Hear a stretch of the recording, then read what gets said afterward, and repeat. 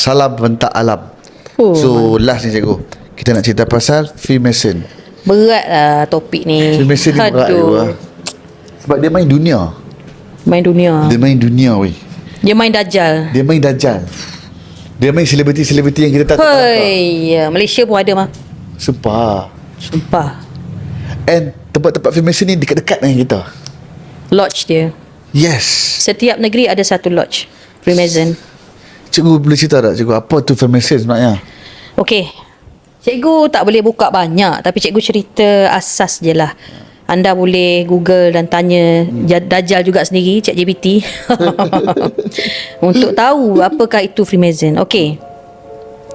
Freemason ni ada pada sudah lama bertapak sebenarnya. Di zaman-zaman sebelum kita merdeka. Ui, lama dah. Lama sangat. So perjanjian ini dibuat bersama dan antara yang berada pun di kalangan golongan corporate juga. Okey. Satu gerakan halus yang dikepalai oleh penyembah-penyembah syaitan dan Dajjal lah. Jadi mereka menawarkan kehidupan yang sangat hebat, luar biasa, kaya raya. Tapi kamu kena bagi roh kamu ataupun nyawa kamu pada dia sebagai galang ganti dia. Baik. So kebanyakannya Freemason ni didalangi oleh ahli-ahli tertinggi yang memegang dunia. Contoh, wah aku sebut nama sebenarnya sebut Tut. Okey.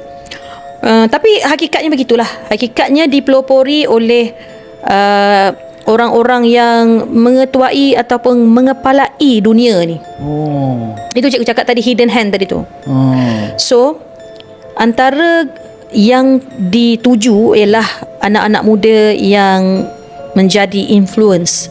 Influencer, artis, tokoh-tokoh ternama, pemimpin-pemimpin dunia yang boleh bersubahat untuk bersama menjadi panji-panji Dajjal tu tadi. Antara yang terkesan sangat anak muda, di mana anak muda ni menggilai artis-artis pujaan mereka. Kebanyakan yang kita tahu ada beberapa nama dan banyak sangat, dan Malaysia kita pun ada. Dan bagi cikgu, ini adalah satu barah yang orang kata kalau kita tak mengkaji apa itu Freemason, sebab ada orang cakap Freemason ni adalah teori konspirasi lah, tak wujud lah Freemason ni, sedangkan kita sendiri boleh tahu yang Freemason ni pergi saja mana-mana negeri akan ada lodge dia. Dan setiap contoh kalau dekat negeri Kedah ada lodge dia. Ya. Kalau dekat Kelantan pun ada lodge dia. Kelantan tak ada. Kelantan tak ada. Tapi dengar kata macam ada. Kalau pergi Selangor ada lodge dia. Ada lodge. Polis pun ada. Ada. So Melaka pun ada. So ada orang kan. Dan orang dia terdiri daripada Melayu. Bukannya non-Muslim saja, Muslim, Islam, Melayu. Dan di kalangan pemimpin tertinggi.